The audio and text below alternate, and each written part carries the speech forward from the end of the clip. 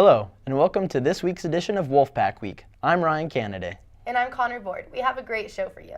Spring break is on everyone's mind, and we will tell you about a great event coming up. And later we will have an interview about students covering the legislature. We begin with big changes to the core curriculum here at UNR. We all eventually need health care. It's important to know how it's changing in the future. There will be a presentation by Dr. Joe V. Selby about that coming up soon right here on campus. He is the Executive Director of the Patient-Centered Outcomes Research Institute in Washington, D.C. And culture after taking a UNR linguistics class. The students even presented research papers in Spanish.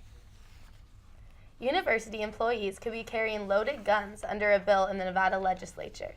But according to an interview with Colo TV in Reno, UNR Police Chief Adam Garcia is opposing the bill.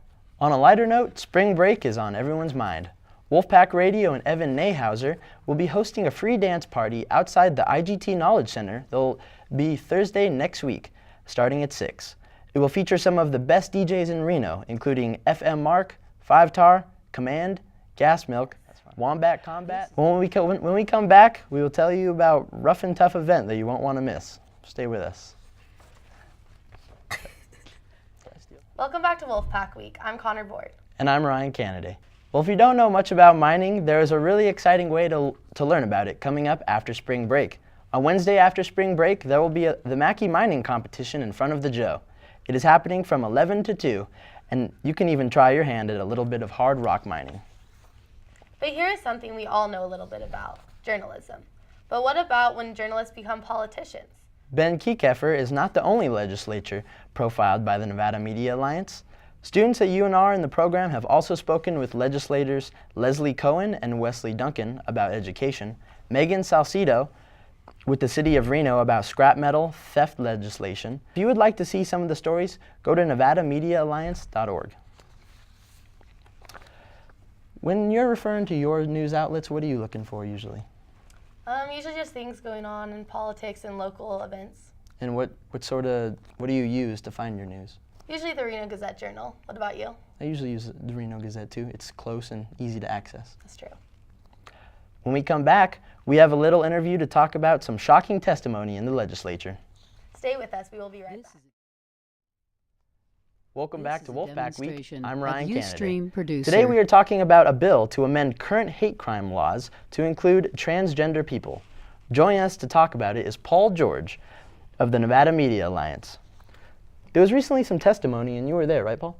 Yes, it was a standing room only crowd at the Senate Judiciary Committee. And Pat Spearman, Senator, who is openly gay, testified about her attack.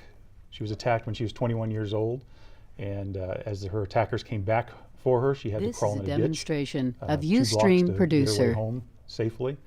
And this was typical of some of the testimony given by people who suffered violence because they're transgender and aren't considered by society as normal. One man who was actually a woman who was a Marine, spent the last 8 years as a man and is married, and he testified that he's terrified that one day his neighbors may find out who he really is and suffer some sort of persecution. So really the law simply adds to our current hate laws to add of transgenders UStream to it. Producer. But it does more than just deter violence. One thing I saw in these testimonies that these are real people with real feelings, and this law would help humanize them in the eyes of the public. And what's next for the law?